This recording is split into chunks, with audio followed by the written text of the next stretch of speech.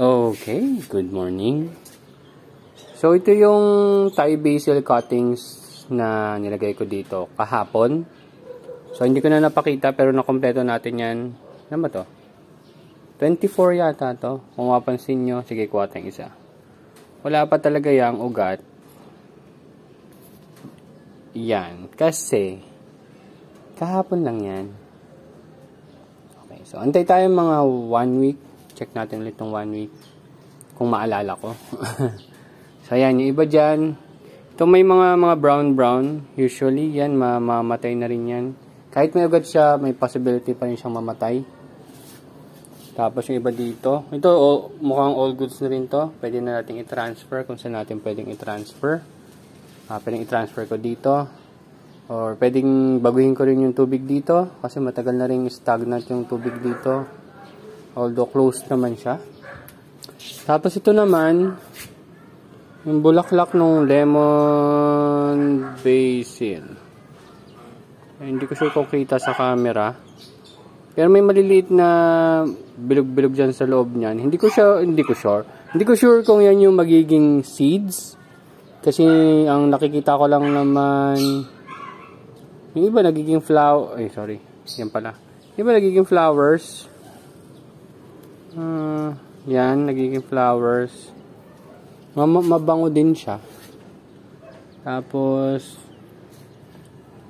ito, hindi pa muna natin i-refill. Yan, lang din muna natin sila dyan. Itong part na to hindi masyado lumalaki. Siguro dahil sa araw.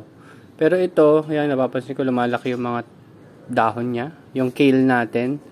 Tapos ito naman ang ating Olmeti. So, doing good siguro. Ayan, may mga bawas na siya. Pero, kaka-refill lang natin 2 days ago eh. So, yan yung isa sa challenge sa ganitong setup. Pag maliit kasi yung container mo, mas frequent kang magdadagdag ng tubig. Dahil Kratky method ka. Tapos, ito, bala ko, kunin ko na lang din to. Tapos, lagyan na lang natin ng Olmeti. Tapos yung iba doon, kukunin ko na lang din, hindi na natin tatanim, kakainin na lang natin siya ng ganyang kaaga. Kasi hindi rin maganda yung tubo niya eh.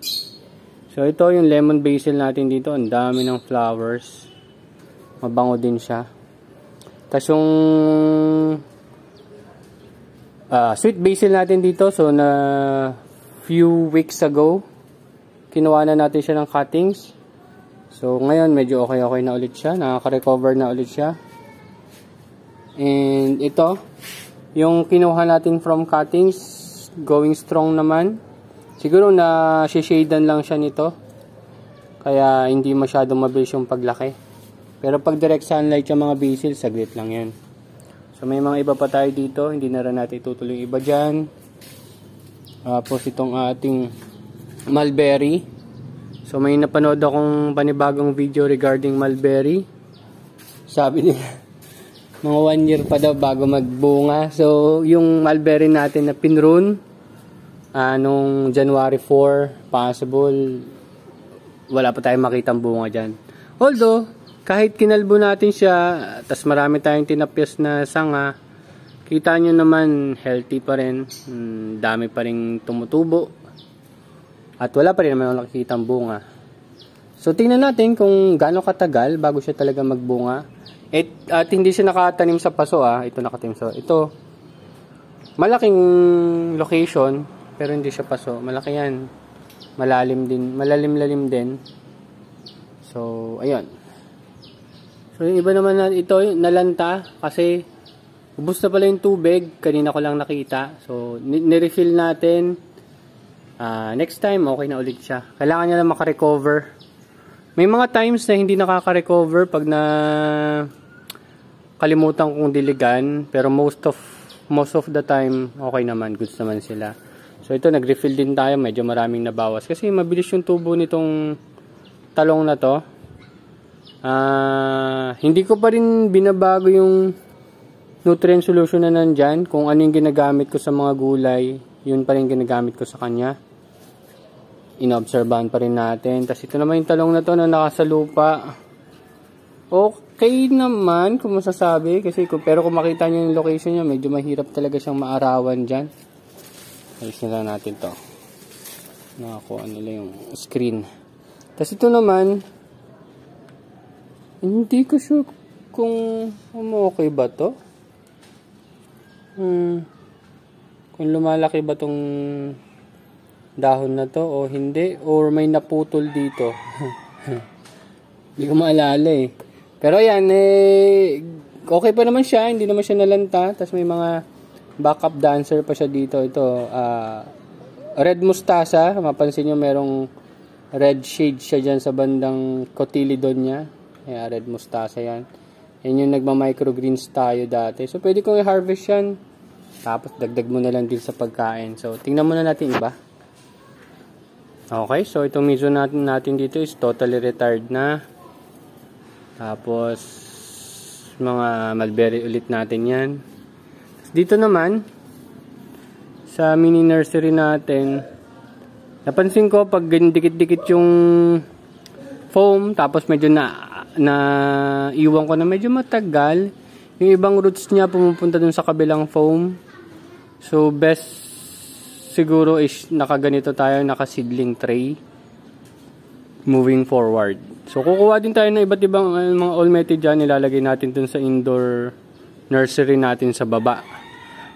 I-free up na rin natin to, tapos tataniman natin ng bago. So, itong talong, malapit na rin mag-retire. Ay, talong. Kangkong. Tapos, may mga, tayo dun, bell pepper, oh. May nakuha na ako isang bell pepper dito, tapos ito pa, meron isang bell pepper.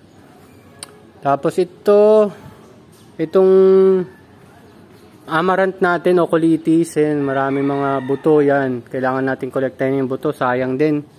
At minsan may nakikita ako ditong tumutubo eh. Kasi siyempre yung buto nila nahulog. Tutubo yun. Tapos ito yung pechay natin ng sobrang tagal na dyan. Tapos ito naman, parang itong mint natin papunta sa araw eh. So sa palagay ko kaya maliliit lang din yung dahon niya dahil na rin hindi siya masyadong exposed sa araw. Yun lang. Yun lang yung naisip ko. Tapos yan. Unti-unti na rin natin. So hindi na tayo nakakuha dito ng cuttings para sa Thai basil natin kasi sobra-sobra na rin yung nakuha natin sa kabila. So, yan. Ito ay dill. Ayan, dill yan na nasa maliit na container. Yun naman, dill na nasa solution, sa water solution. Pero hindi siya masyadong lumalaki compare dito. Hindi ko sure kasi mas matagal na to eh. Ano pa to? September 28 pa to. Sabi mo na November. Ito, hindi ko naman alam. Pero yan eh, medyo nahirapan na magpatubo. Ang hirap patubuin sa buto. Tapos ito naman yung mga basil natin na ganyan lang dati. Tapos tumaas na. Nandyan lang sa ating bottled water setup. So naka-nutrient solution lang din sila. Kung ano yung solution na ginagamit natin sa gulay, yan din nilalagay natin dyan. Dito naman, wala nang ibang seedling kasi inilagay ko na sa baba. So yan goods yung pagkakabunga pagkakatubo ng romaine doon Maganda rin yung tubo niya. Kahit sabi mong very minimal lang yung sun exposure nila dito. Maliwanag kasi, maliwanag. Ayun yung SM Caloocan. Tapos ito yung kasama ng mga long-legged na seedlings natin doon. So dinirect natin sa lupa, hindi naman siya namatay, so ibig sabihin mag-grow yan dyan katulad nitong almeti. At ito yung bagong setup natin. So, bumili tayo ng microwavable container na 1.5 liters yung capacity. So, kung ikukumpara natin dyan sa bottled water na 500 ml lang, so 3 times na mas maraming tubig to. And based dun sa sukat niya, pwede mo silang pagdikit-dikitin. Tama na yung distance niya para lumaki siya mag-isa. So, hopefully, maging maayos din yung setup na to at titingnan natin. Kahapon ko lang sinetup yan, so titingnan ko kung gaano katagal bago ako kailangan mag-refill. Based kasi sa computation, siguro mga 2 liters lang ng water solution. Goods ka na hanggang harvest. So, it's either 2 to 3 times lang ako dapat magpalit sa ganitong setup ng tubig. So, maraming masisave na time and hindi ka masyado mag-aalala, matutuyuan katulad nung nangyari dun sa container ko dun sa isang yung tinuro kanina. Yun nga yun. Tapos ito na naman yung mga long-legged romaine natin. So, dinirect na natin sa lupa. So, since nakatanim sila dyan, hindi muna ako naglagay ng mga ganito. Kasi bumili ako ng 20 pieces niyan, bumili ako. So, kung maayos din natin to, lalagyan din natin siya ng ganyang setup. So, isang hilera lang kasi pag nagdagdag pa tayo ng isa, hindi na siya masyadong maaarawan. So, hindi rin, sayang lang din yung magiging effort natin. So, isa lang, hanggang hilera natin hanggang saan nabutin. At yun. Regarding naman dito, baka hindi ko na siya ituloy. Kung tutuloy ko man siya, baka isang Kratky setup na itong ganitong tubo, pero mas malaki. Tapos nakalagay dito. Para pag nag-refill ako, isang beses lang. Mas madali siyang i-manage kumpara sa ganitong setup. Kasi, yan, katulad nito. Ang mangyari kasi niyan, pag lumalaki sila or naubusan sila ng tubig, kailangan ng refill. Tatanggalin ko to, lalagyan ko ng tubig, then gagawin ko yan sa lahat, isa-isa. So, masyadong time consuming, will just improve yung setup. Madali lang din yung Kratky pag konti lang din yung alaga mo, pero pag ganitong medyo madami, time consuming din. Pero kung gusto mo, siyempre mas makakatipid ka sa ganito, kasi bottled water lang naman to. Mga pinaggamitan lang ng tubig. Anyway, yun lang. Susunod na lang. Bye-bye.